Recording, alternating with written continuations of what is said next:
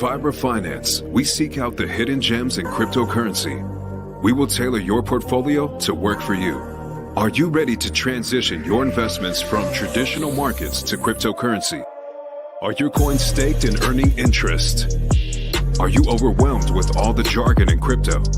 Is your portfolio underperforming and you want to reposition into consistent winning blue chip coins and viable projects? Do you feel like you missed out on DeFi, Metaverse, and NFTs? Here at Vibra Finance, we provide you with the data, skills, and tools you need to stay on top of the digital asset market. Vibra Finance. We are the future of crypto.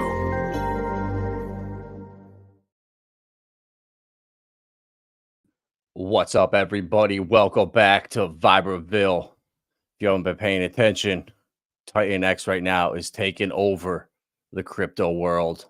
Build on TitanX, everyone working together, supporting each other.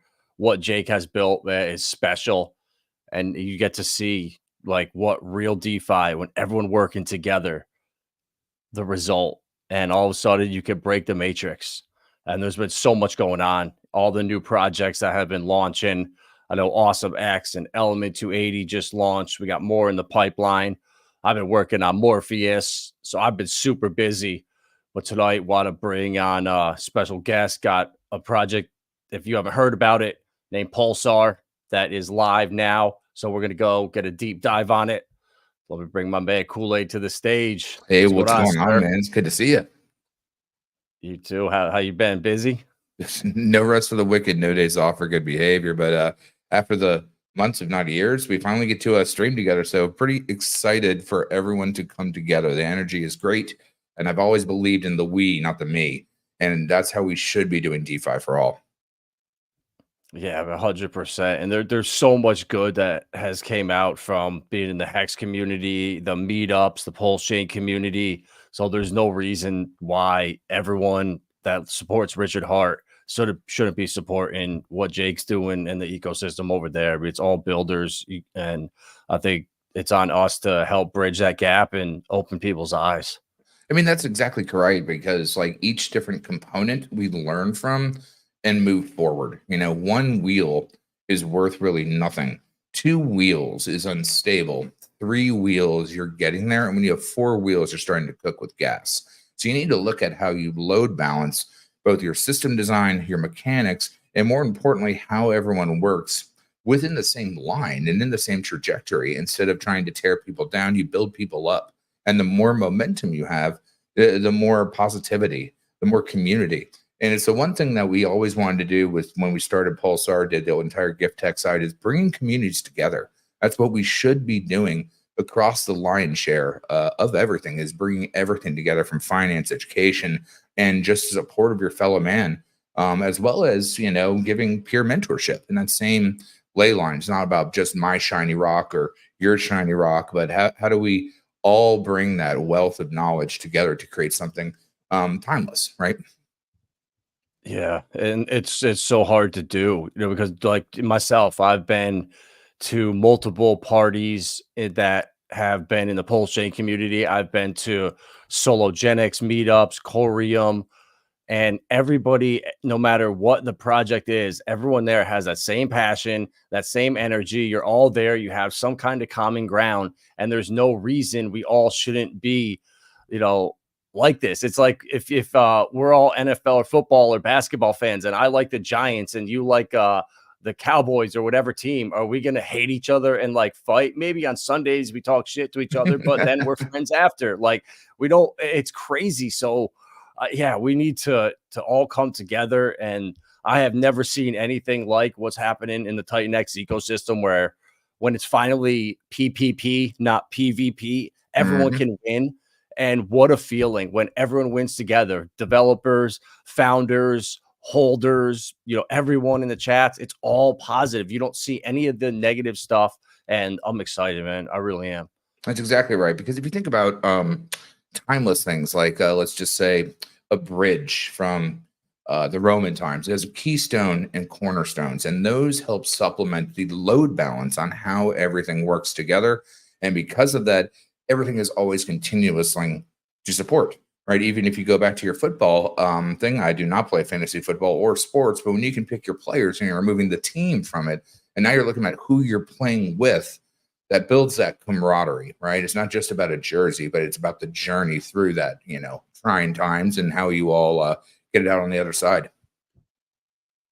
100%. It is. And I'm just excited to not have to deal with the negativity, the Mhm. toxicity, and it's just refreshing because this bear market's been so brutal, It's regardless been of. brutal. It's been brutal. Yeah. So if you've been here throughout it, you ultimately are going to stumble across some kind of toxicity, some kind of FUD.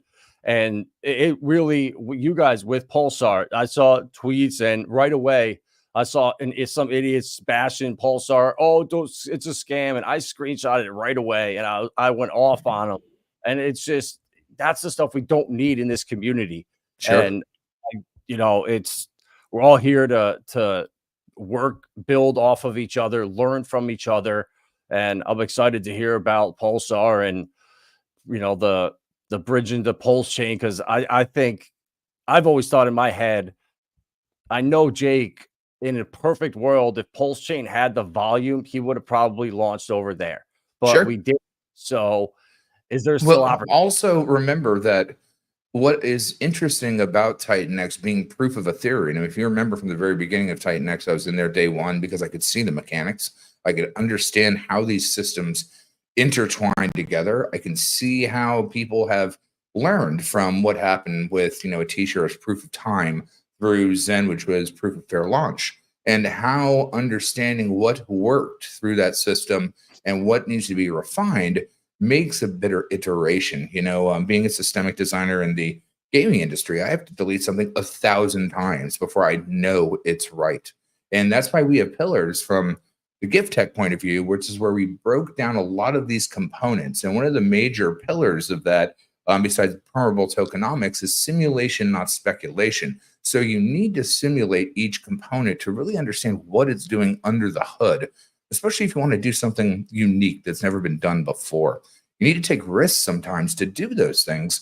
And so that's why when we actually started Pulsar, we moved back on over to Pulse Chain to get the experience that we wanted from each simulation. If you look at what happened with GIF and PGIF, we always came from the moniker that we're building experimental tech on top of communities to help make their tokens deflationary and really try to build that economic model on what pushes that livelihood of where you can take something further and further, whether that's created from a vanilla deployer or it's, able to be deconstructed, not just sent to a burn address. So it's pretty exciting to finally have everything that we've been working out here. And then also just the energy that we have from all the different builders coming together and re-support other different projects. So that way everything is always has the wagon circled around it. And that's how it should be as you move forward. So yeah, have you heard anything about what we did over at Gift Tech a little bit? Because I think that's the one thing we're starting now is to kind of explain why we're a little bit different on what we're doing and what the purpose that we're trying to, focus on works through. So honestly, I really don't know much about it. Mhm. When your network is your net worth and you got people that you trust and they say, hey, buy a bag of this, look into it. Mhm. You just say, okay, perfect. And you don't ask questions because you trust that person. And GIF was one of those coins I got early to buy a bag. And I'm glad I did. It did phenomenal. And, Mhm. I looked up, I went to the website and checked it out a little bit, but honestly, besides just on the surface, I don't really know much what's going on behind the hood at all. Sure. Well, I mean, let's kind of like walk back in time to see where we came from and where we went. So while we're talking, I'll just go ahead and pop up the spreadsheet a little bit, just so some people have a little bit of a reference as we're talking. Let's see here. Right. So the one thing that we, at least coming from the gaming industry, is to understand the importance of pillars. And what those pillars are focal points that allow you can guide the message whenever you need to focus on where you need to travel. So the first one that we started with was permeable tokenomics. And that's basically a beneficial actor that always is looking to buy the token, burn it, and take that economic energy and force it back into the system. And so we started with there, but then we started to suss out what really you can expand on that idea. And if you really think about it, PulseX was really the first focus on where buy and burn, or just burning in central, was a focus of the platform. And so we also have the pillars: simulation, not speculation, because you want to see each component, not speculate on what it's going to do. We've got components that no leaky boat. We want to make sure that what is being done is not only secure, but has the best route from economic energy and the ability for you to understand where you should or shouldn't do things. And that also includes not painting yourself into a corner, especially when you're trying to experiment with new ideas and new things. So when we were really trying to think about what's really interesting about Pulsar or the Pulse Chain ecosystem, how do you bind two different communities or multiple different communities together, especially when one has proof of time, very similar to Hexco. A lot of people that were in, the Hex ecosystem understood what Zen was. And then what happens with fair launch when you have a build on TitanX ecosystem, which is probably the most fundamental turnkey for what is going to make and is making this particular protocol successful. But over on the ETH side, well, when ETH runs on a proof on ETH system, clearly GUI goes up. So then your transactions get more expensive.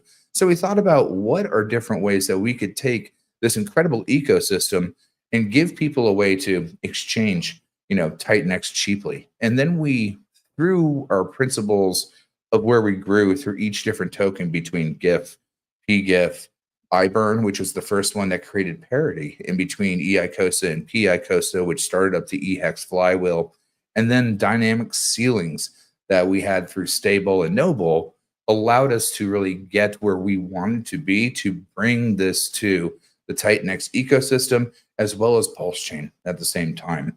So it was definitely a really interesting journey for a while, but we really did some pretty innovation of things that had never been done before. And I'm glad to sit here and explain it to you for a little bit.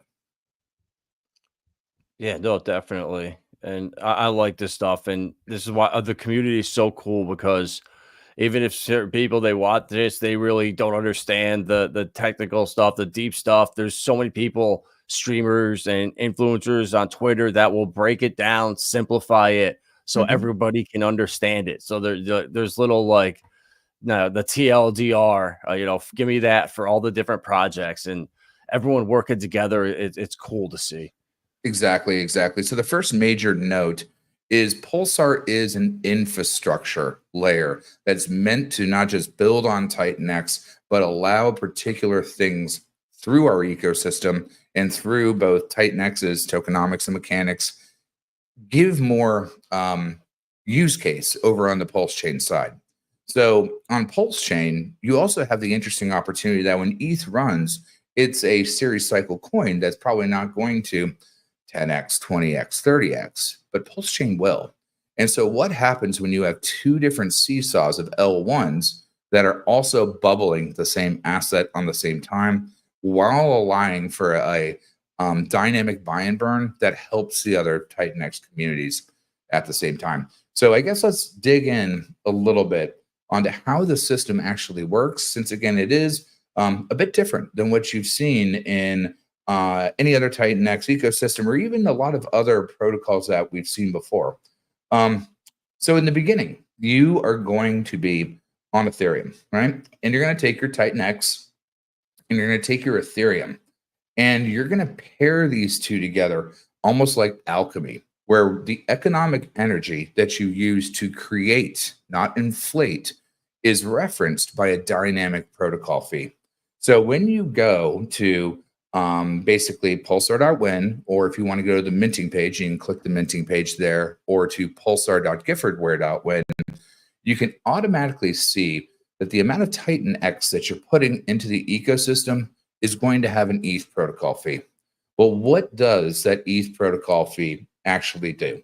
Well, 87.5% of that ETH protocol fee buys up buys up the Pulsar that is created and deconstructs it, removes it from the system. But as that's actually happening, we've got a lot more stuff going on under the hood. Now, Giff was on here earlier, and he's more of the better way to explain the technical aspects of how it goes. So hopefully I'll do him justice on how we kind of go all these processes, but it is very similar to what we've seen before. So again, the buy and burn is very, very powerful on how it is removing from the ecosystem. And we're doing that by taking the TitanX that you have, and we're sending it to not only the DragonX Vault and the Helios smart contract, so we're sending it to other people in the ecosystem that accept this reward, but 84% of that also gets burned through the TitanX protocol itself. What's unique about this is Giff figured out how to have the user get credit for that burn. So that means that as you're creating Pulsar, creating arbitrage in between Pulse Chain and Ethereum, or when things get deconstructed or burned from the Pulsar side on the Ethereum side, you've got that arbitrage opportunity. When that arbitrage opportunity is there, you have the ability to sell it back down through Pulsar 2 TitanX, and then from there, deconstruct the asset, and then remint your Pulsar again, more adding to your credit to the burn wallet that you're using to actually mint the Pulsar. So we're trying to make it where it's a protocol first mentality, but also a user-based system. So again, Pulsar is not taking any TitanX off and keeping it for our own protocol. In fact, the rebate that you would get, the 8% rebate that developers get when they do burn TitanX, we take that, immediately use it to buy and burn Pulsar off the existence. So we're not keeping any of the TitanX that comes in. But there's two sides, right? So one is going to be on the Ethereum side, and then one is going to be happen that goes through the Pulsar pathway. So when you actually mint your Pulsar, another 50% of that Pulsar, along with 50% of the TitanX that you sent, is going to go into the Pulsar pathway and go into a V2 block liquidity pool on PulseX, and it's immutable and never going to be removed. So at that point, not only are you auto compounding this liquid TitanX that exists on Pulse Chain, but it's technically soft burning or removing that TitanX from the Ethereum ecosystem. So you're almost getting a twofer at that point. We want to encourage you to build on TitanX on Pulse Chain, but since it's being moved over into a place that's locked in that pool in, say, a permanent stake, if you will, right? It never be removed, never be renounced. You're adding that TitanX to allow other developers to encourage them to build on TitanX on Ethereum or on Pulse Chain. Or when gas gets heavy on Ethereum, you allow them to, take cheap TitanX or have different transactions or anything else to get that when, Koolaid and all the rest of that is a little too hard.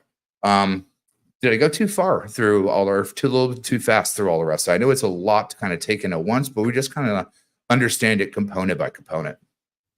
So the ETH, I got that. The Titan that you use TitanX and ETH to mint it. The ETH goes to Helios, DragonX to the TitanX burn, and then the TitanX supply that goes to the Pulsar pathway. And is that on Ethereum or that's on Pulse Chain? That's on Pulse Chain itself. So okay, that's what I thought. What's interesting. So we try to do things that have never been done before. Giff is probably better to explain what went on through the Omni Bridge, and we'll dig into that a little bit more.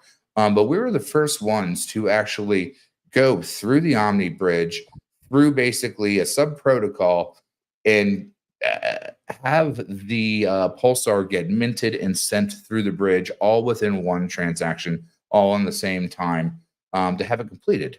And while we were building this, we actually built everything on Sepolia and testnet v4. Transactions worked flawlessly between both different testnets, and it was really cool to see. But since no one had actually done this on the Pulse Chain bridge before, the validators weren't actually looking for our transaction. So Giff went through, worked through the process. He has a bunch of fantastic mentors that he does peer reviews with and work with him in this particular arena. And so he got in charge with the bridge validators. And once it all got cleared up, everything was fine. But of course, we build with immutable code in a way to, make sure that everything's done admin free, and in the best possible way possible. So we had to immediately redeploy after the validators would actually take the transaction to the bridge. So even though everything was flawless with the code, the bridge validators just weren't looking for our transaction. And because of that, we had a new, relay that had to be reset. So we immediately tore down the minting machine, got the repairs done, and got it all checked in with the OmniBridge validators. And they were even like, wow, you're the first people to do this. Super cool. And then we were good to go. So that's kind of where we were with that process. So again, the ETH that is actually used to create and not inflate the token itself removes 87.5%. And then all the, the TitanX is split in half. Half is sent to over here to the ETH side, which goes to the burn address, the DragonX vault, and the Helios smart contract. The other 50% is minted with new Pulsar that is split and put over to the Pulsar pathway to give the build on TitanX ecosystems the liquidity that they need. That I like. That's so cool. So the TitanX that's on Pulse Chain right now is how much? I haven't even I should probably know this, but is there any bridge how much is over there right now? Well, right now, you can bridge over some if you wanted yourself. But we've made a flawless system that when you essentially go to see what I have here, that I can bring up a window to Pulsar Giffwear.win, and let's just say I want to send over what is that? I'm horrible with how many zeros there are, 10 million, something like that. It'll immediately tell you how much ETH you need for a protocol fee.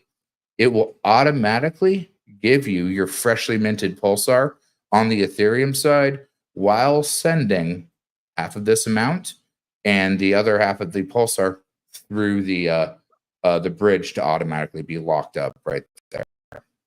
So you don't have to worry about ROI. You don't have to be worrying about staking for amount of time. You immediately get access to those assets. But what's really interesting is the dynamic ceiling of whatever the cost of TitanX is, its spot price in ETH is its ceiling. So it's a dynamic mint ceiling that allows you or the system to mitigate extreme run-ups in both TitanX or Ethereum or anything else that is used to actually create the asset. And because of that, you have arbitrage opportunities. So with the 8-to-1, and if we come, let's see. Let me bring this over here. So the 50% goes into the pathway, and then once it's in there, it's out of our control, right? We don't do anything from there. Correct. Okay. Now there are a few little caveats to it. So you can dynamically call the ability to move from the pathway over to the treasury, that it holds it over there, because you never know if gas is too large on Ethereum or something like that. And there's also a dynamic buy and burn that's going to be used as the system levels out to actually, buy the Pulsar off the system and then again deconstruct it, which gives you those arbitrage opportunities. Let me see if I can pull up something. Over here, TitanX. So you can see the ceiling price right here is 7.82, and 8 is where people can start to take arbitrage opportunities to take some gains if they want, as well as fueling the buy and burn. And if you do recreate it again, helping out the TitanX ecosystem, as well as moving more TitanX over to Pulse Chain, essentially soft burning it on the Ethereum side. So yeah, it's doing both and all at the same time under the hood. I like it. So is there a a time limit on how long you can mint for, or is this something you're trying to do to kind of incentivize people to keep just rolling it over and just remining? Exactly. So this is an infrastructure pass. And because it's an infrastructure pass, think about it like laying down your highways, your electric lines, your water mains. You're setting the stage to not only create this dynamic system, but allowing for the opportunity for people to again build on TitanX. So you're going to get your freshly minted Pulsar immediately. And right now, as we're going through the process, we're thickening up the liquidity pool because we have a creation, not inflation model. You are bringing that economic energy by burning your TitanX to create this asset. So, and that's why we never really worry about people front running, because you're creating your supply into existence by actually bringing the Ethereum or the protocol fee, which makes sure that it can buy and burn that asset, as well as the TitanX itself, essentially establishing the liquidity pool on the other side, as well as feeding both the burn protocol and then the two sub protocols at the same time. So does the is there like does the rate stay the same forever, or does it just increase when ETH increases? Does the protocol fee increase over time? No, the protocol does not increase over time. It is 100% dynamic, and again, that's important for the pathway to be able to manage. And that's what we had an issue with GIF, is all the different things that we built on GIFTech and everything else were all components that allowed us to continue forward with our experimentation on how we actually wanted to bring this full vision that GIF had to the TitanX ecosystem. We didn't want to build something that wasn't sussed out component by component and piece by piece. So whenever you're looking at anything, you're going to be looking at the dynamic rate of the price. And then from there, if you see this, it's going to be 1/4 this to this, right? And then from there, what would that protocol be for that in ETH? So that's correct. Now, if we look at one thing that I need to make sure people understand of what happened during the original mint of the V2 or the V0, you right now have for the next 4 days your ability to take Pulsar V0, which is from I think the minting system was open for 4 or 5 hours before GIF was noticing that the validators weren't taking the transactions, and you can mint it without a protocol fee right now and get your V1 Pulsar. Now, what's important about understanding that is there's a timer, which is about 5 days, so at 3 days, I think now. And the reason why is because we don't want you arbitraging a token that is not the correct contract address. So security, making sure that people have the correct price information being aggregated, and having a seamless process was paramount to us. So if you happen to get some of the original V0 Pulsar, make sure that you just come here, connect your wallet, and then convert that, and then you're good to go. I like it. So I like it. Again, something brand new on top of TitanX that has never been seen before. And this is, I think, hopefully the start of, I don't know, the pegging was for PDI. So this is the bonding. Mm-hmm. And The you know what was bonding interesting begins is with Pulsar. yeah, exactly. So we built on the PLUSD community. Now, of course, they had an issue that we didn't have a Oracle, on the Ethereum side of Chainlink. I know that Sigma is coming, which is a fork of Teller by Stu over in the Tetra system, and then there was supposed to be Fetch over by the Liquid Loans, but without an Oracle, it was hard for the PLUSD people to actually get to worry about the security of their inflation coming out. But even with the stable dynamic ceiling, they burned 25% of their supply out of existence. Oh, no, it was 4% of their supply, which was more than the Pulse X DEX had burned in a year of working. So it's really interesting what you can see when you have dynamic buy and burns working in contract to each other, which is what we've definitely seen from the different protocols being built on the TitanX ecosystem. But as far as a timeline necessary to mint it. No, it's dynamic and it's always based on what the spot price is. This is supposed to be, again, an infrastructure layer that's going to allow people from both communities, from the Ethereum community and Pulse Chain, from the TitanX people in the Hex community, and all these other communities to work together while removing TitanX dynamically from existence and creating new opportunities to have arbitrage in between those methods.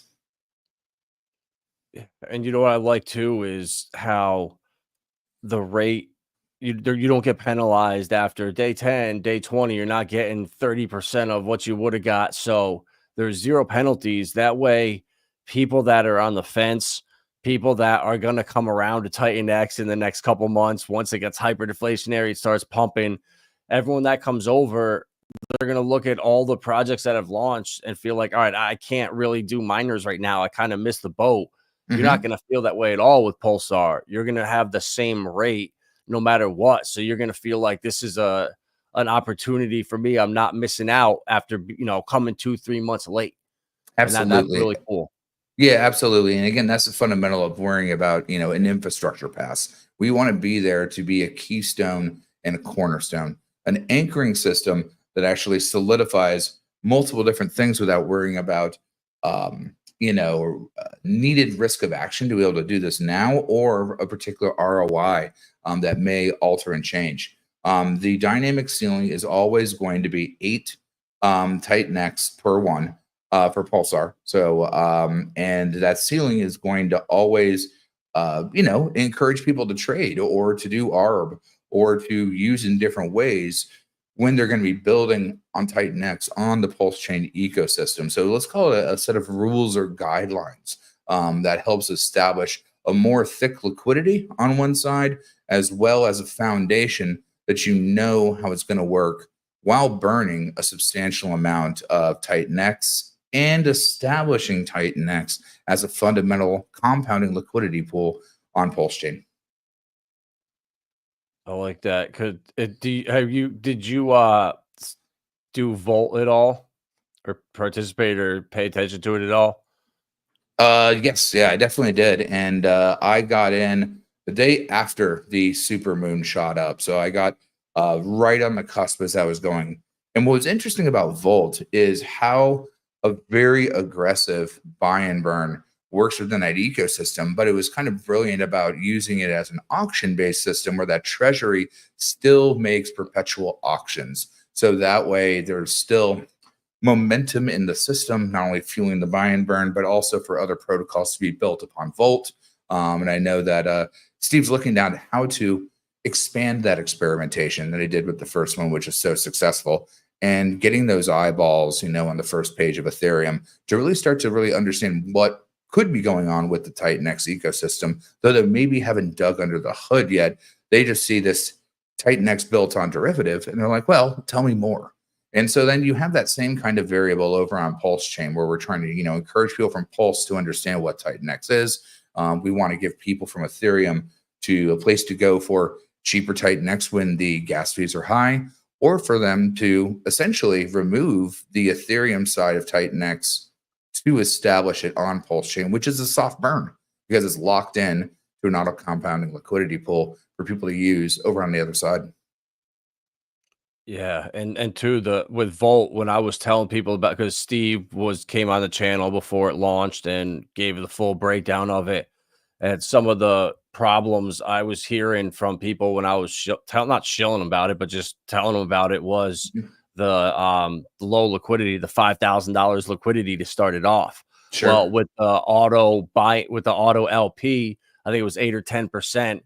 He had $2.8 million in there within like 3 days, and now we're up to almost 10 million. So you could start. He just laid the blueprint out for getting massive liquidity, how to do it, and you have that in there too, and that's going to be huge. That I think that little percent or whatever it is, I can't see it here. It's a little too small, but whatever, I'm guessing it's what, like 5 to 10% to the auto add an LP.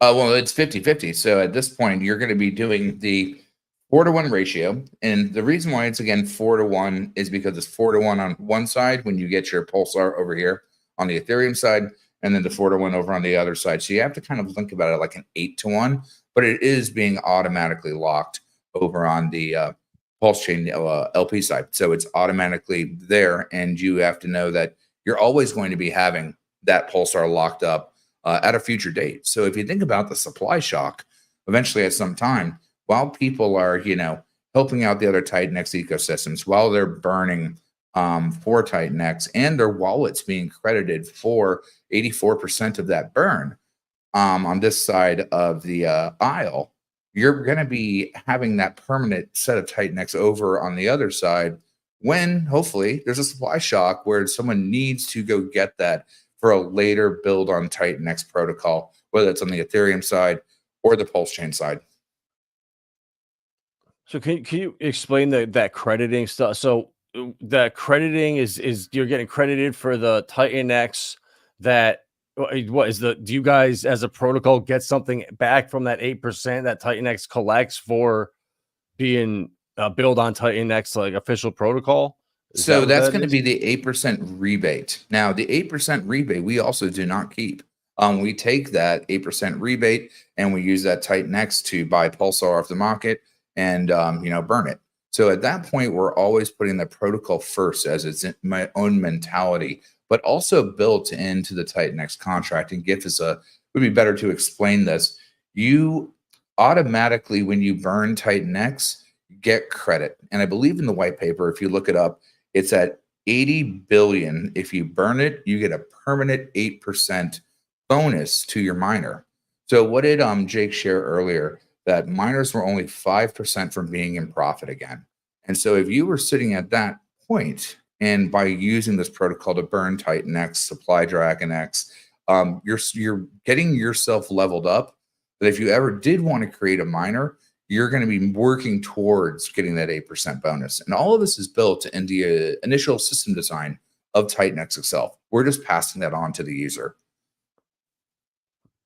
I like this, man, because they're really it exemplifies the build on TitanX hashtag the because there is literally not anything that is given to no expectations. I mean, it's 100% everything is distributed. Looks like there's nothing going to no one's making this this is really cool.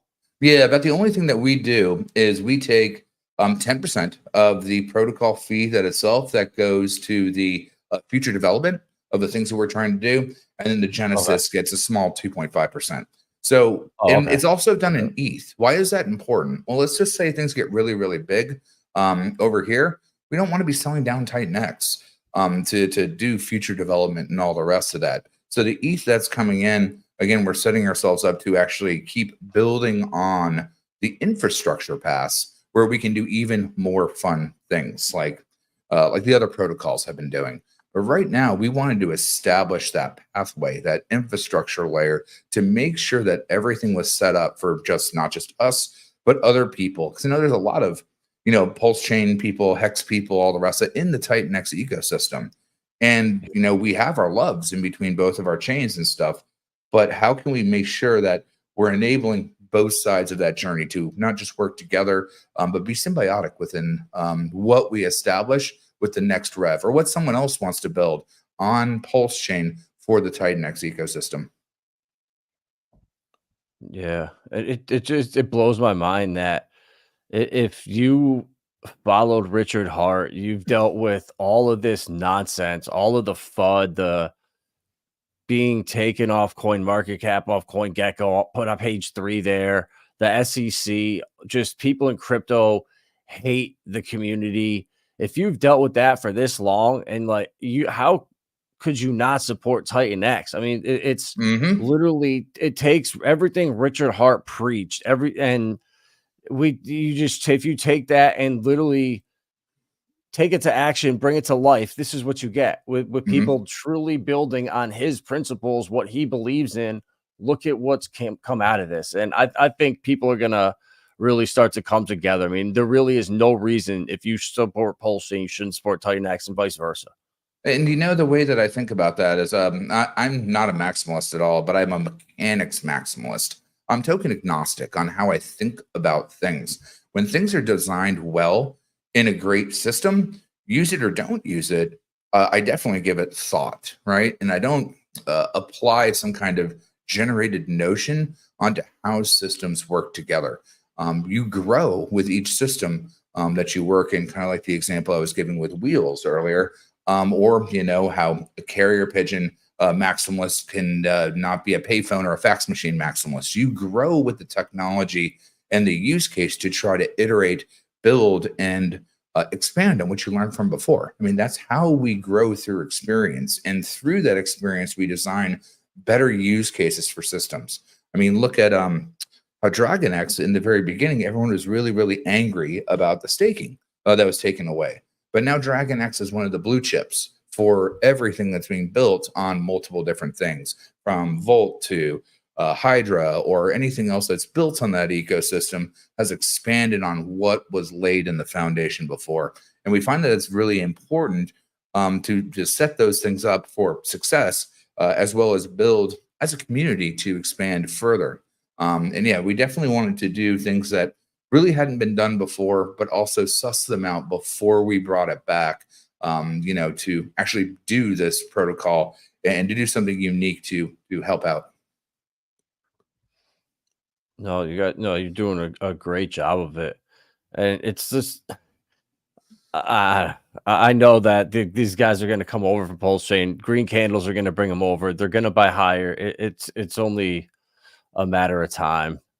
And it's so frustrating that we can't break this like tribalism still. It's like this, Exactly. all of this stuff could have happened on Pulse Chain if the people over there didn't have the attitude. A great project comes along and people crucified them for diluting the ecosystem. We don't need that over here. And then if Mhm. you took that project and developed on Solana or another chain, you're a traitor. So there That's was right. no way for anybody to win. And you Mhm. can't be a successful blockchain if new projects coming along are crucified. It's like, now this is what you get. All of this phenomenal stuff being built on TitanX. This all could have maybe been on Pulse Chain if things were different. But hopefully people can use this as an example of what not to do and how much you lose out on versus coming together, all the good things that happen. We not a me. We not a me. And it's really the fundamental um part that makes us human. And at the end of the day, people don't want to, if you always are evolving together, there's never a me in it. There's no I in team and all the rest of that type of stuff. You're just consistently trying to help bring everyone up together as a bedrock. And I think that's what the fundamental sounding block is for DeFi for all. Like we should be wanting to help bring each other up, whether that's in the same chain, within the same family of token, or completely different. And if you're actually looking at what you're learning and growing through that, you're setting the stage to be evolved by someone else that comes in and develops on top of what you're doing, or coexists next to you, that helps bring you along the way. And that's really what we're seeing now, not just between the hyperdeflationary aspect of TitanX, but how multiple different protocol ideas are working within that same use case to share it out. And I know I was on with the dude earlier, and what he's really building with Element has so many potentials to just be a basket that also takes all the different supplies and creates the liquidity pools and all the rest of that to make that connection point between all those things. But look how far the dudes come from, the original start of Helios, and then I believe Jarvis, and to now Element. We want to encourage multiple people to grow with what their expansion is and their the ideas that they want to simulate with, and to see how far that experimentation goes, and to who they're going to work with next that gives more inspiration and ideas. I know Eric is the one that was talking to Gift that was saying, well, why not get some stuff over the DragonX vault? And then he went through all the different protocols that can actually accept the tokens into their smart contract, into their buy and burn based system. And these are the two that actually could interface with it. But we wanted to make sure that the tip of the hat to the entire ecosystem was given back while we try to burn as much TitanX as possible, and then facilitate, that camaraderie between Pulsarkin, Hexakins, Titanians, Zenians, all the people that we want to see grow with DeFi for all. Yeah, yeah, exactly. And the like cherry on top of it is to have Jake here every single day. You could pretty much he's been on stream with someone it feels like 10 hours a day for the last week. He's on Twitter liking as much content as he can possibly like that is TitanX related or in the community. I mean, I don't see Jack doing that. I don't see Richard Hart doing that. I mean, he goes out of his way to make sure he supports everybody he can, and that really does inspire people. And just when you say, damn, he went out of his way to do that when he didn't have to, I know it makes people kind of feel special and want to be a part of this. That's right. That's right. And yeah, we took a lot of Jake's advice on how, if you are going to be selling through, TitanX and Pulsar, or using the auto routing system, that it was done to keep all the leak inside the system. So there's no real leaks to have waste coming out. So I know Giff put a lot of time. And again, he's the one that specializes in that kind of experience. Definitely check out the stream with the dude earlier, where he breaks down that stuff a little bit more on how keeping everything internally in a well-optimized gas scenario, in a secure environment that's protected from flash loan bots, and a whole bunch of different security stuff that he implemented that, again, it's never been done before, to keep the people safe while keeping the ecosystem cheap, efficient, and nimble, to be built on, again, infrastructure paths where so many other things can develop on that runway. Mm-hmm. Yeah, man, 100. Yeah, I like it, and I'm curious to see what happens when gas gets. I hope it doesn't. I hope they have this friggin' figured out by this cycle where we're not paying $100 a transaction. But if that does happen, it's going to incentivize all the small people to try to transact on Pulse Chain if possible. It's going to incentivize more people to bridge liquidity over there. You know, take half of these. I guess a lot of these protocols that are launching now, the minting phases and mining phases will be pretty much up and expired. But yeah, moving forward, it's going to be interesting to see if that there's a shift when in the bull market of projects that launch over towards the Pulse Chain side of it to avoid the gas fees. Now, but early on now, we're not even thinking about it in our heads. But once that becomes a problem, like I know Pulse Chain is going to play a huge part in the future of TitanX. I just have a feeling. Well, I mean, look what happened with Hex, right? At the end of the day, nobody had thought about the S-load function, on how expensive some of those stakes would be, because they have to calculate the day going backwards. Sometimes you don't know what you don't know till you get there. And so we're trying to think about different ways to both optimize for those scenarios, but then you also have Hart's Law of binded liquidity. So again, if Pulse Chain runs at the same time that ETH's running, now you've got some very interesting arbitrage opportunities while burning TitanX, while giving yourself a burn wallet credit, while also taking in different types of, who knows, maybe you want to do fees or anything else that you want to use. So it's just setting the stage to really take that build on TitanX magic that we have right now in Ethereum and move that over to Pulse Chain to build that sister relationships that are there to support supply shock, creativity, and again, the mythos of camaraderie that ideally we all should be having in DeFi for all. So once you get the credits for those burns, is there anything you do with them, or can you go over that again? Sure. Well, I mean, remember, this is just a tip of the hat right here, because we want to burn as much TitanX as possible. But while you're burning it, your wallet is credited for that burn. So eventually you're working your way up to that 8% bonus. But as far as the user, when you go through the process of minting, you have your freshly minted Pulsar. All the rest of it's happening under the hood. You don't have to worry about absolutely anything.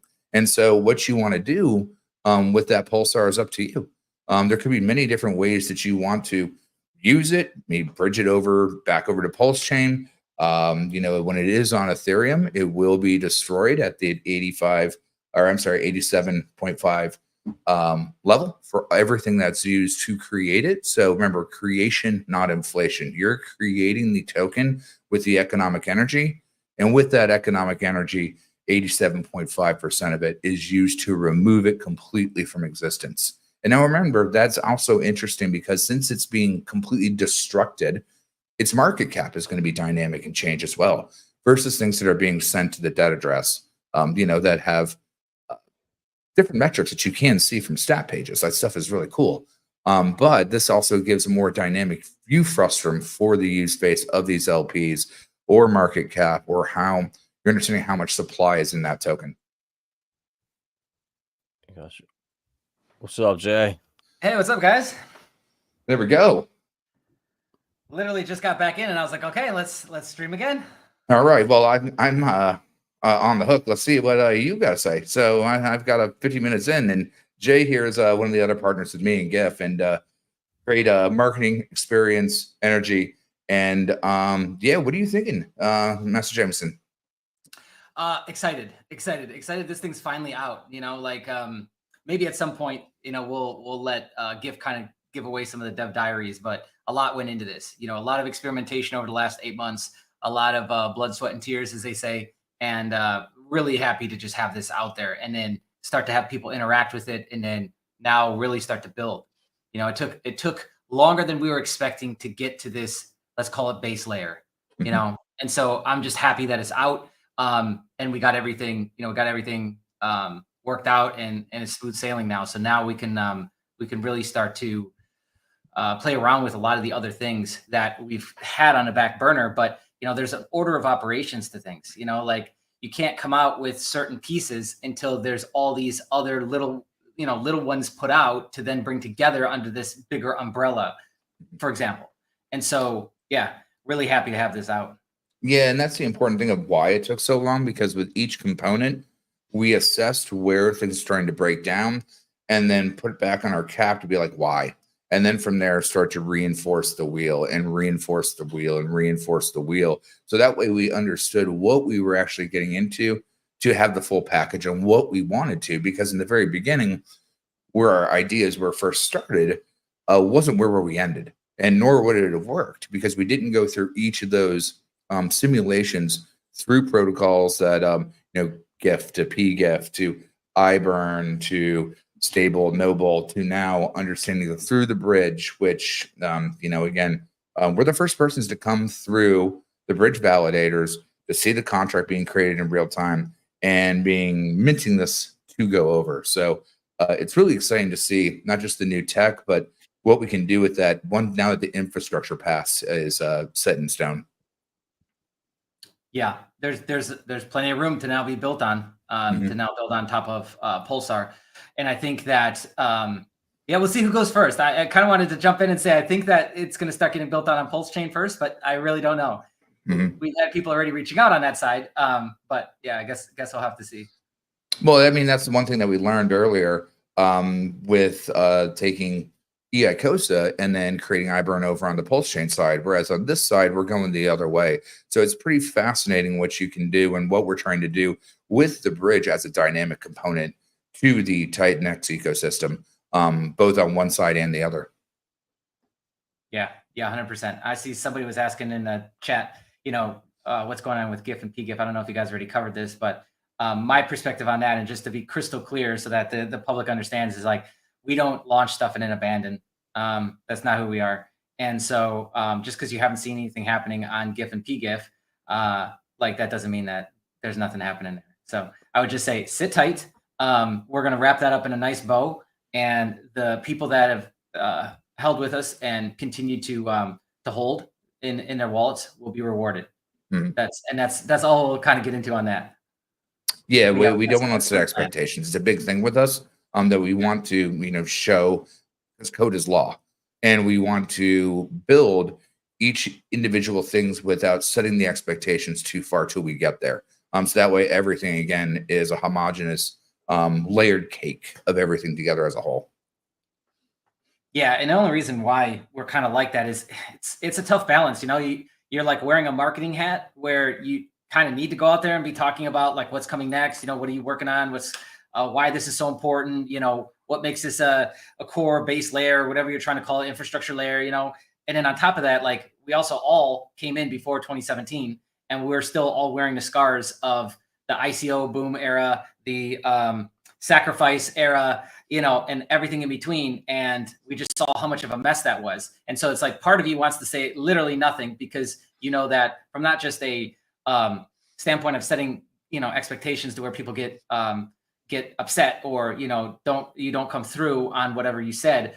There's operational security things to be taken into consideration as well on that front. And yeah, it's just, it kind of makes it a interesting juggling act of balancing the two, of like, obviously talking about what you're doing and what's coming next, and also setting proper expectations. So Yep, exactly. It's been a fun challenge. Yes, it has. I think we're getting better at that for sure.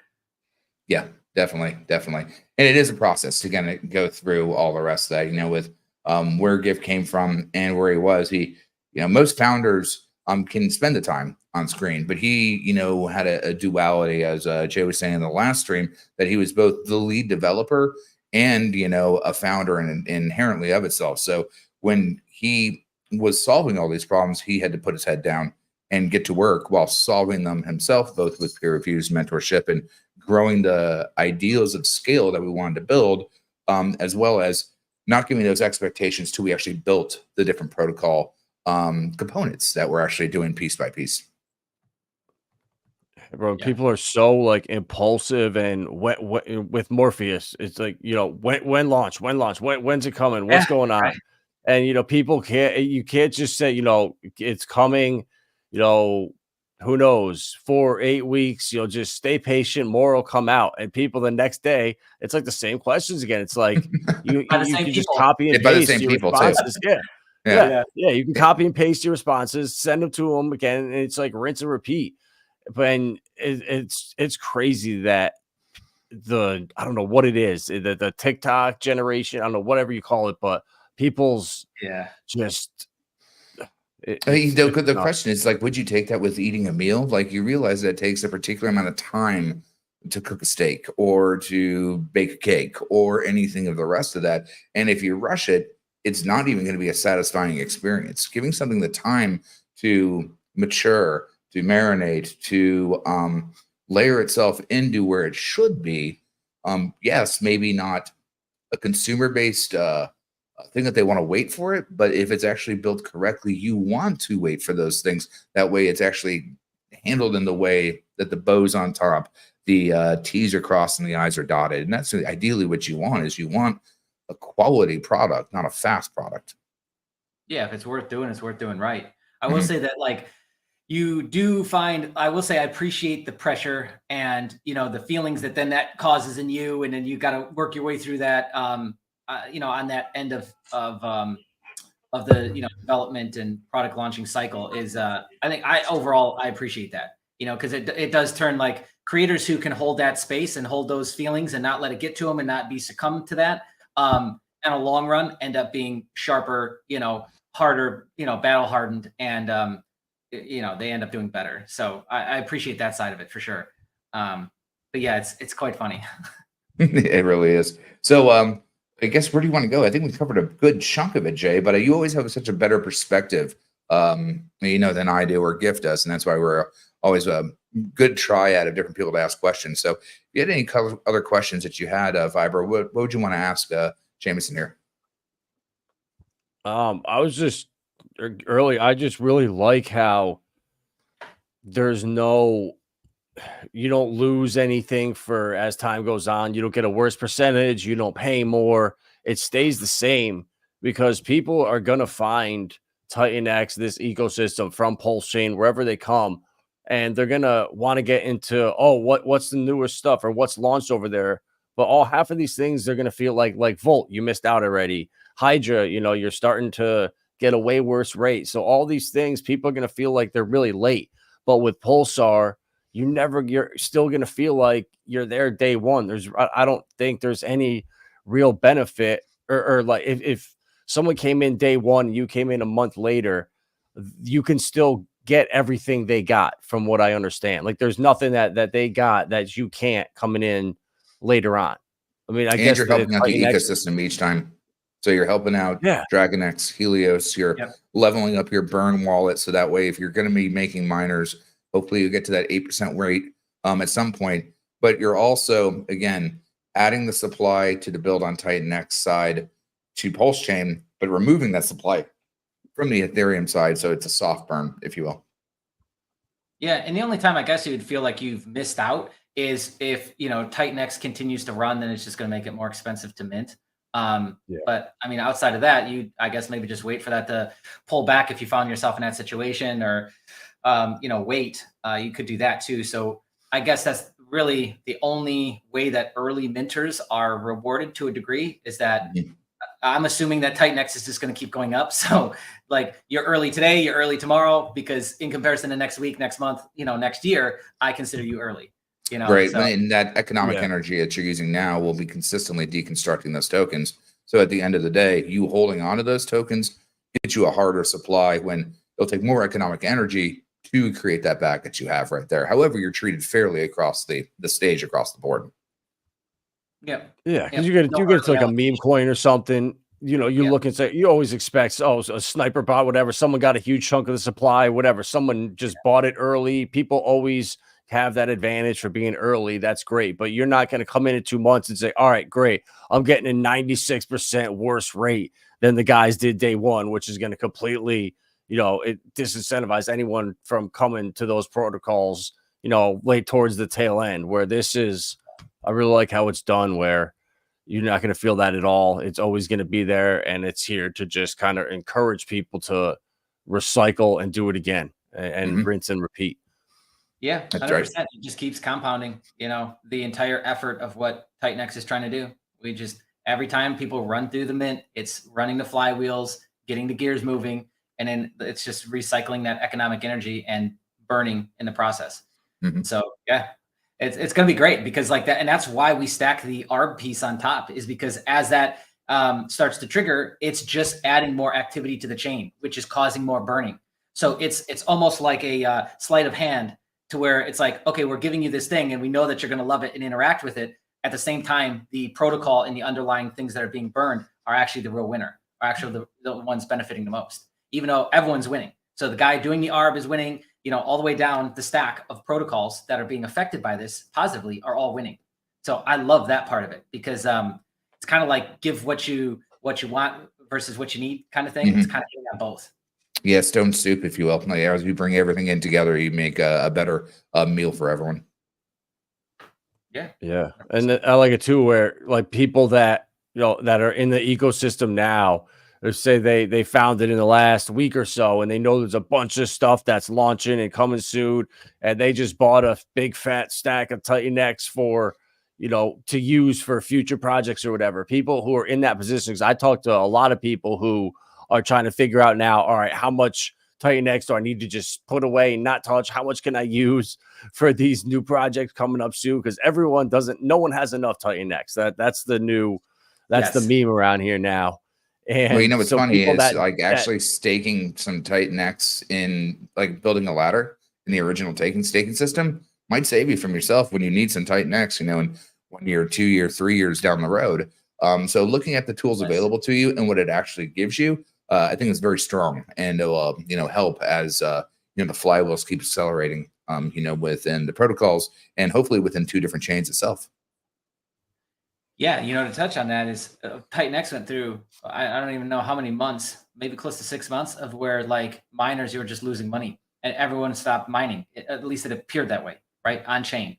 And now we're like quickly getting back into the game of like, actually, you should be laddering out over the last 30 days, 60 days, and the next 30, 60 days. You should probably be starting to restack ladders like you would in a CD or some sort of bond, and start to stack those out again, because down the line, those will come and pay you again, once again.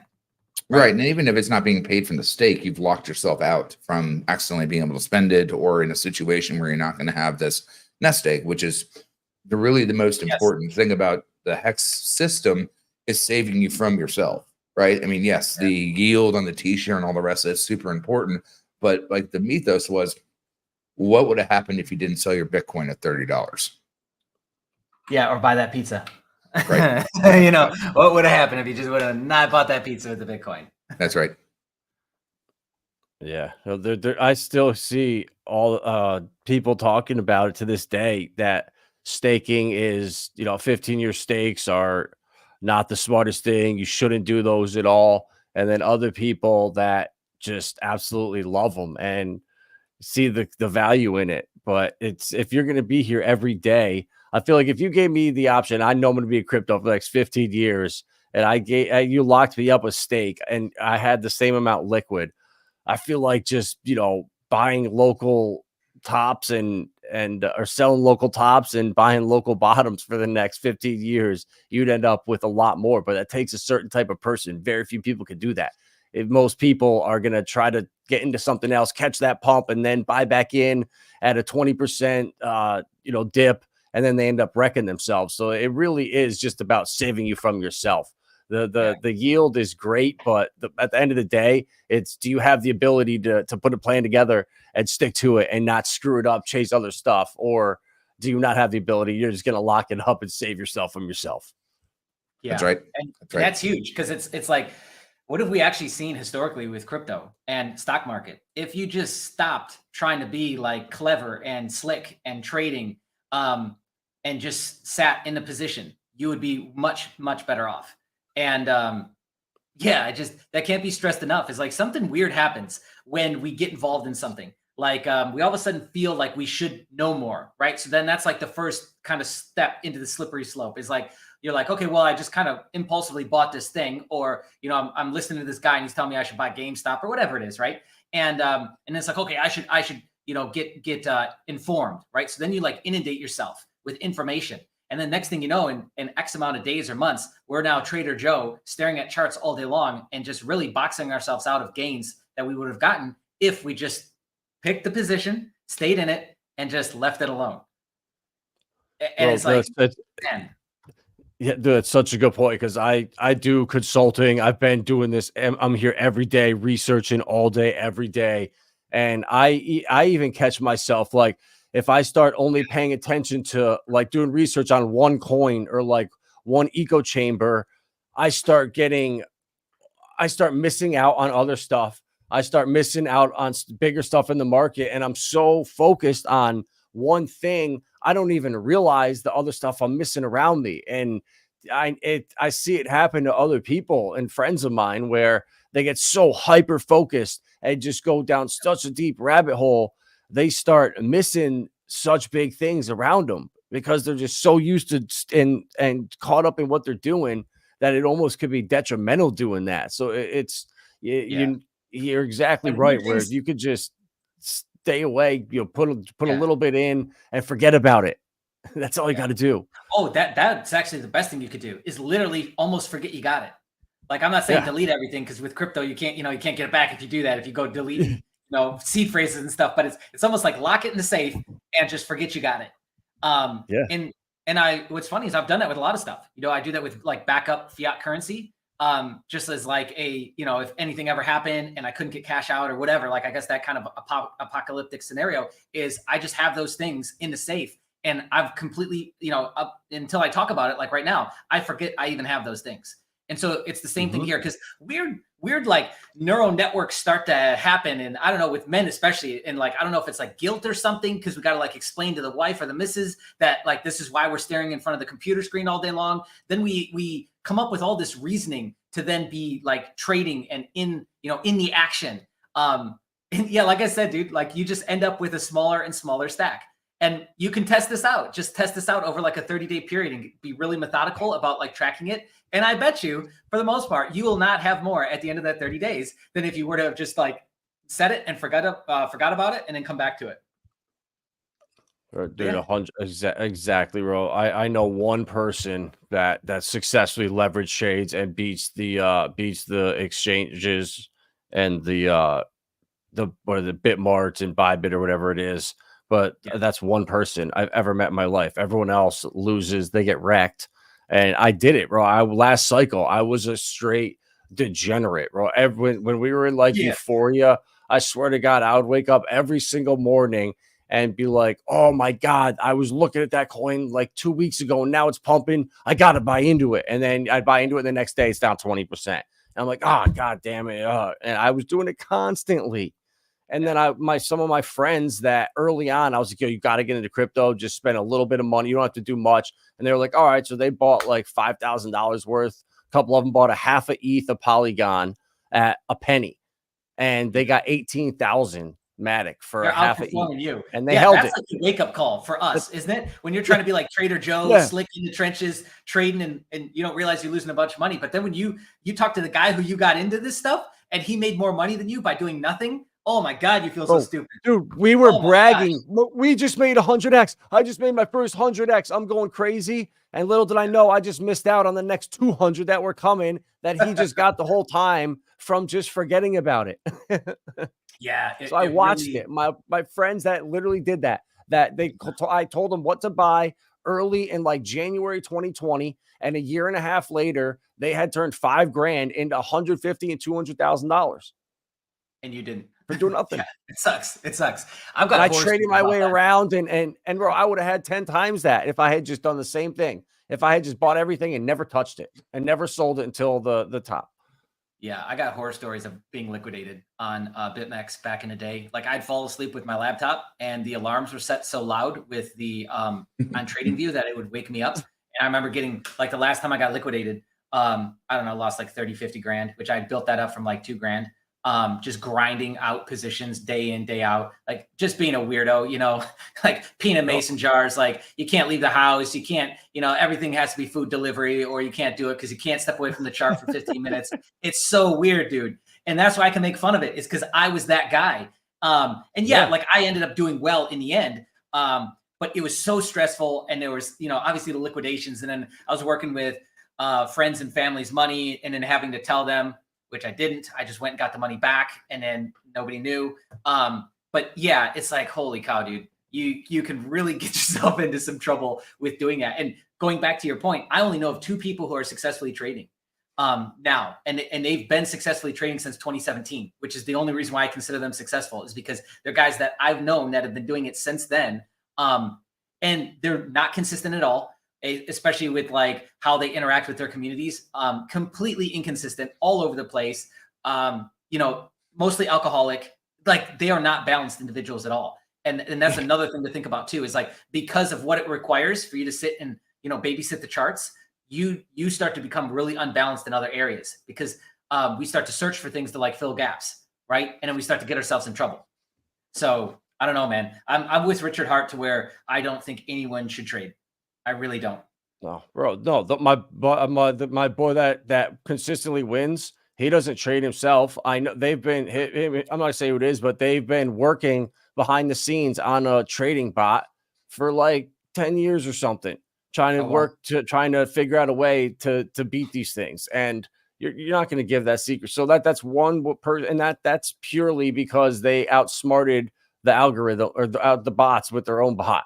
That's not human talent. Like no human can really beat these AI bots now. It's all algorithms and trading bots. Good luck beating them. I mean, I'm not trading against freaking Aladdin and Larry Fink. Good luck. They can scan Twitter, get the whole market sentiment, create FUD, and drive bro, I can't imagine what they could do now.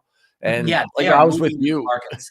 Yes. Like with online poker back in the day before 2011 when it got banned. Like I was working real estate. And I was like, all right, I'm working all these hours, and I got screwed on a commission deal, and I was like, I can just sit here and click buttons and play online poker. And I was up till 4 o'clock every night playing, you know, then waking up at 8 a.m. to go to work, like sleeping 3.5 hours, playing every single night, and just grind. I would grind so hard, and then I would like play a tournament, bust out in like 10th place, and then go sit down at like a high stakes cash table to try to like make more. So I could get 6th place instead of 12th money. And half the time I'd end up pissing it away. And bro, it's so stupid. You're better off just like stopping, just doing one thing. And the more you force it, the worse it gets every time. And if you want a great example of this, go back and listen to all the Market Wizard books. There's 4 of them, including the hedge fund one.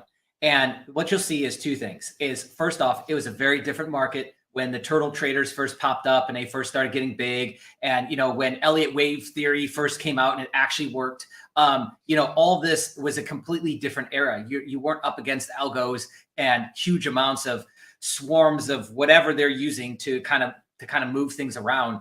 Besides the economic energy that they're now sitting on, like BlackRock, State Street, et cetera, trillions of dollars to move markets, Vanguard. But yeah, those are like the two big differences that you'll see. And what's fascinating is that those same guys, a lot of them, can still make money in today's market. And the only reason why is because they're not trying to be Trader Joe. They understand enough about the market or the thing that they're looking at. They wait for the ideal situation and scenario to play out, and then they go in big. And they don't question themselves. They don't like dance around. They don't hold a position for 15 minutes and then sell, but then, oh, I shouldn't have sold, and then I buy back. And they don't do any of that. They slowly start to load into the position, allocate a certain amount into it. You know, once I've hit that max amount, I stop, and then I just sit on my hands. Yeah. And you know, what's interesting is that you're taking that economic energy and making it work for you in this scenario. And then with permeable tokenomics and what we sussed out with GIF, where it ran, 30,000x and like all the rest of that, it didn't have the dynamics to maintain that ratio, which we, are going to be seeing from the TitanX ecosystem based on the market conditions, based on the deflationary metrics. But with this, not only are you getting rewarded and helping out all the other protocols, but you're stashing away more TitanX for a different chain to be using it, as well as having it be there for those other protocols down the road on Ethereum, should they want to go purchase it up and bring it back over to ETH. But guess what? At that point, you're also being spot price on TitanX from one chain to the other. So it's going to be really interesting to see how that seesaw dynamically works and affects not only what the ecosystem of building on TitanX is doing, but supporting it, again, from the seesaw of two bubbling chains, rubber banding between each other. Yeah, that's actually pretty fascinating. I mean, just that point in and of itself of so many deflationary bolt-ons being put on top of TitanX now. And that's what makes crypto so fun, if you ask me, is that you just can't do stuff like that with traditional currencies and markets. Like nobody even wants to talk about that, talk like that, experiment with that. And look, dude, like fiat is not perfect. The average fiat it only lasts like, I don't know, it was either 28 or 45 years. I can't remember. Maybe 45 was the longest. And I think that's the British pound. But the average is like 28 years or something that a fiat currency lasts. So, I mean, that model is not perfected at all. And all they seem to do to try and make a solution and to make a fix is stack derivatives up on top of each other and repackage them into, consolidated debt obligations and other BS terms that they come up with that just stack dirty debt together. And then eventually what ends up happening is there's such a hole that they create that it's like it's a wormhole, a black hole. That then they're like, all of a sudden one thing gets triggered or one guy goes under and it starts to pull the whole thing under. So it'll pull in the whole system into that vector, into that black hole. If a large enough institution defaults or actually runs the numbers and figures out how much they're sitting on losses, because most banks, most institutions are sitting on a huge amount of unrealized losses, but they just kind of put it over here and then never really touch it. And then they use it for tax harvesting and stuff at the end of the year as a business, et cetera, et cetera. And they get away with a lot being a bank or financial institution. So that model, like we already know where all this ends with fiats, right? But what's so interesting to me is that now we get to have fun, right? Like we're playing now with fiats, trying to come up with a different system, or just to see, how hard we can compound something or how hard we can stack on top of to then create an effect. And in this case, it seems like the TitanX community, which is building so fast, I've never seen anything like this outside of, like on the Solana network, there's more contracts launched every day, but they're shit. They're like meme coins. They're just the same contract duplicated. You can't even compare them. Yeah. Well, on top of that, they're not supporting the same ecosystem. It's more of the me with copy pasta of the same idea. I just mean like, I've never actually seen so much being launched so quickly on a single chain. I mean, and I've been in crypto since 2017. Have you guys? I mean, what's happening right now with TitanX is just stupid. It's wild. I've never seen really anything like it before. Yeah. And everyone excited, which is actually the positivity aspect is what I like the most. Like I'm a zero negativity trying to person. And I think this is what DeFi for all should be focused on, is this type of creation together, right? Apes stronger together. And because of that, you see so much more, again, camaraderie, happiness, and utility to keep collaborating besides just one off and be done. Yeah. And that's big too. It's like the people working together thing, because it just seems so many communities too that just like ate each other and kind of imploded from the inside out. I even think Hex did that. That's kind of why I stepped away from that community largely, is because I just started seeing all that coming down the pipe and people playing behind the scenes and trying to set up this guy and position this guy to be the fall guy for this, and talking shit about that guy, and the drama and stories that just started kind of coming out of that. I was just like, I don't want anything to do with that. Right. And so that is one thing that I'm absolutely loving so far with TitanX, is just how amazing everyone is. And as long as everyone keeps building and giving a little hat tip to each of these core protocols along the way, like, we'll be just fine, man. We'll be cooking. Completely agree. Well, it's been an hour and 20 minutes. You got any other questions for us? Or, we can always come back on later. Right now, we're just trying to get out here and kind of explain what gift tech is, how the protocol works. So it's built differently, but it's built differently for a really good reason, to, again, be the infrastructure layer to do some pretty interesting things as we lay in, the new runway to where we take it from here after we get done with this particular pass of Pulsar. Yeah. I have a million questions, so I need to read the white paper and go through it, and then so I can give people the 2-minute pitch on it. But I definitely understand it. I like what you guys have done, and that the bridge at the Pulse chain. I really like what that over there taking that route. I mean, it's exactly what Jake did, I think, when creating TitanX, is he looked around at what was successful with Zen. What did Richard Hart do that was successful? What worked with all these different Tropa, with all the liquidity stuff that came out on Pulse Chain? What worked there? And he took a little bit from everything, combined it. And then I think you guys have a lot of it's the same things, where you took stuff that clearly works around the ecosystem, stuff that's going to support all the different protocols, the core.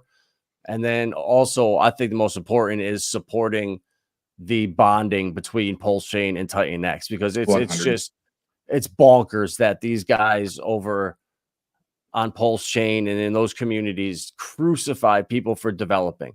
If they developed, you diluted the community. You didn't have to do this. And if you went to another chain because you didn't want to get crucified, you were a scammer or a traitor. You're a traitor regardless. Damned if you do, damned if you don't. Yeah. It was the craziest damn shit in the world. And so that's and now another, look at this. That's another way we're like brute forcing our way in the door. And we're like, hey, we understand that the things have devolved pretty bad over here. We're looking around and we're seeing all the infighting and all this, but we're going to continue to do our thing. And we're going to bring you with us if you want to come. So, we're giving you the opportunity to build on literally the hottest token. Let's call it ecosystem right now, which is TitanX. I think it's literally the hottest in crypto right now. And it has been, and will continue to be, because what's going to happen next, now that we're bolting on all this and stacking trillions on top of it, is we're going to start to actually see the deflationary pressures realized in the chart. And so, like, it's not going anywhere. It's not going anywhere. So now it's like, okay, cool. You want to come and play? Like, drop all this bias, drop all this crap, and let's get back to building and creating value for each other. Right. Absolutely. So the boat's there. If you want to get in it, get in it. Absolutely. Yeah. Well, very cool. We'll definitely, check into the white paper and all the rest of that. We'll come back online. I am fading fast. They got a 3-hour nap. So we've been tagging in and out on different parts of the world.